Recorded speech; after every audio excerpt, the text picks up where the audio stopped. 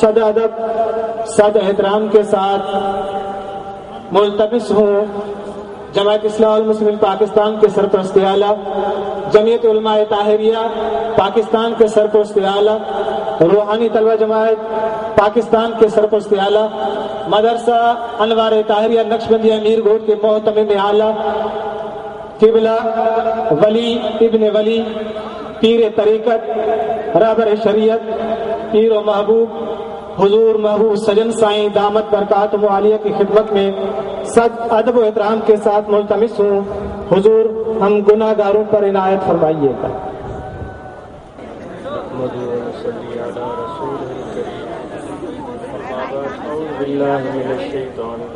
بسم اللہ الرحمن الرحیم واصبر نفسك مع الذين يدعون ربهم بالغداة والعشي آمنت بالله صدق الله مولانا العظيم وقال الله تبارك وتعالى في شان حبيبه بسم الله الرحمن الرحيم إن الله وملائكته يصلون على النبي يا أيها الذين آمنوا صلوا عليه وسلموا تسليما اللهم صل على سيدنا ومولانا محمد وعلى آله وأصحابه أجمعين۔ معزز سامعین، سب سے پہلے جو مدرسے سے فارغ التحصیل ہونے والے طلباء ان کو دلی مبارکباد، اور ان کے والدین اور ان کے اساتذہ کو دلی مبارکباد، اور مجھے یقین ہے کہ ان سب طلباء میں یہ احساس ذمہ داری دل میں پیدا ہوا ہوگا کہ وہ اب اہل علم کہلواتے ہیں۔ کتنے اہل علم ہم ہیں وہ تو ہم خود جانتے ہیں اور اللہ تعالیٰ جانتا ہے، لیکن لوگ کہتے ہیں کہ ہم اہل علم ہیں، تو اس بنیاد پر ہماری ذمہ داری بن جاتی ہے۔ میں تو پہلے اپنی اور آپ کی بات کروں گا۔ ہم عوام، علماء کا مقام اور مرتبہ تو بڑا بلند ہے، وہ اپنے ذمہ داریوں کو نبھا رہے ہیں، وہ اپنے کام کر رہے ہیں، مدارس چلا رہے ہیں، تقاریر و خطاب کر رہے ہیں، مساجد میں نماز پڑھا رہے ہیں، اور دیگر بے شمار کام ہیں وہ جو کر رہے ہیں۔ ہم اور آپ جو عوام ہیں، آخر ہماری کیا ذمہ داری ہے؟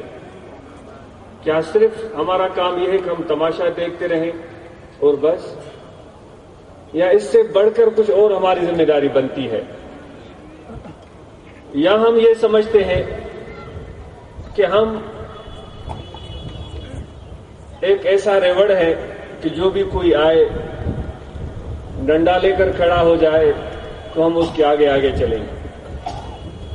نہیں دوستو، ہم اور آپ، اللہ تبارک و تعالیٰ نے ہمیں بڑے عزتوں سے نوازا ہے، بڑا مقام عطا کیا ہے۔ ڈرنے کی کوئی بات نہیں، ڈرنے کی کوئی بات نہیں، کیونکہ جو رابطہ اللہ تعالیٰ کا ایک مولوی کے ساتھ ہے، ایک عالم کے ساتھ ہے، ایک پیر کے ساتھ ہے، ایک کسی بڑے مقام والے کے ساتھ ہے، وہی رابطہ آپ عام اور ہم اور آپ جو عام ہیں ان سے بھی وہی رابطہ ہے۔ کوئی اس میں فرق نہیں ہے کہ ہم یہ سمجھیں کہ ہم تو ایسے ہی کسی شمار و قطار میں نہیں، ہم تو کسی قابل نہیں، تو ہم کیا کریں گے؟ نہیں دوستو، اللہ تعالیٰ کا کرم سب پر ہے، اور ڈرنے کی بات کیوں نہیں ہے؟ اس لیے نہیں ہے کہ اللہ تعالیٰ بہت بڑا مہربان ہے اور بہت ہی زیادہ بخشنے والا ہے، اور وہ گناہوں کو تو ناپسند کرتا ہے، لیکن گناہ گاروں کو ناپسند نہیں کرتا۔ وہ گناہ گاروں سے محبت کرتا ہے، وہ گناہ گاروں سے پیار کرتا ہے، تو ڈرنے کی کوئی بات نہیں ہے۔ اگر ہم گناہ گار ہوئے تو کیا ہو؟ دروازے تو بند نہیں ہو گئے دوستو، وہ رحمت کے دروازے میرے اور کسی مولوی کے ہاتھ تو ہے ہی نہیں کہ وہ بند کر دیں کہ نہیں تمہیں نہیں آنا، شکر ہے کہ نہیں ہے، اور وہ اللہ کے ہاتھ میں ہے، اور اللہ کی محبت ہر خاص و عام کے ساتھ ہے، ہر انسان کے ساتھ ہے، ہر مرد کے ساتھ ہے، ہر عورت کے ساتھ ہے۔ جس طرح کہ حضرت ابو سعید ابو الخیر رحمۃ اللہ تعالی علیہ جو ابو الحسن خرقانی کے ہم اثر ہیں، ان کی کیفیت یہ ہوتی تھی کہ اکثر و بیشتر وجد کے عالم میں رہتے تھے. ان کی ملفوظات آپ بھی پڑھیے گا. وہ وجد کے عالم میں رہتے تھے. انہوں نے ایک مسجد کے ساتھ حجرہ بنایا ہوا تھا، اپنے خاص دوستوں کے ساتھ محو رقص رہتے تھے. وہ ابو الحسن خرقانی کے ہم اثر تھے. میں نے ارادہ کیا ایک 15 منٹ کی گفتگو ختم کروں گا، تو میں آپ اور اپنی بات کروں گا، پھر علماء کی طرف آؤں گا. تو ابو الحسن خرقانی رحمۃ اللہ علیہ کی خدمت میں لوگ گئے اور انہوں نے کہا کہ کیا کہتے ہیں آپ اس شخص کے متعلق جو ہر وقت رقص میں رہتا ہے، ناچتا ہی رہتا ہے. انہوں نے یہ سوچا تھا کہ خواجہ صاحب ان کے بارے میں کوئی سخت فتویٰ صادر کریں گے، لیکن آپ نے صرف ایک بات پوچھی، اس بات پر غور کیجئے گا. آپ نے فرمایا جب اذان آتی ہے تو وہ کیا کرتے ہیں؟ لوگوں نے کہا کہ جب اذان آتی ہے تو رقص چھوڑ دیتے ہیں اور حجرے سے نکل کر مسجد میں آتے ہیں اور نماز پڑھتے ہیں. آپ نے فرمایا تو پھر کوئی فکر کی بات نہیں. تو دوستو، نماز اتنی بڑی چیز ہے. آپ مبادہ یہ سمجھتے ہو کہ جو دین ہمارے سامنے بیان کیا جاتا ہے وہ کوئی بہت ہی بھاری بھرکم پتھر ہے. خاص ہے کہ جو اللہ کا کرم آپ پر ہے، جو اللہ کی محبت آپ سے ہے، جو اللہ کی عنایت آپ پر ہے، جو اللہ کی رحمت آپ پر ہے. یہاں جو رحمت برس رہی ہے یہ ہم لوگوں کی وجہ سے نہیں کہ جو یہاں اسٹیج پر بیٹھے ہوئے معتبر بن کر اور معزز اور منفرد بن کر ایک الگ سی مخلوق، شرم آنی چاہیے ہمیں. یہ رحمت، یہ عنایت، یہ شفقت آپ کی وجہ سے ہے. یہاں نیچے بیٹھے ہوئے کیونکہ اللہ تبارک و تعالیٰ کو عجز اور انکسار کرنے والے بندے زیادہ پسند ہوتے ہیں. جو اس کے سامنے جھکتے ہیں تو ان کا دل بھی جھکتا ہے.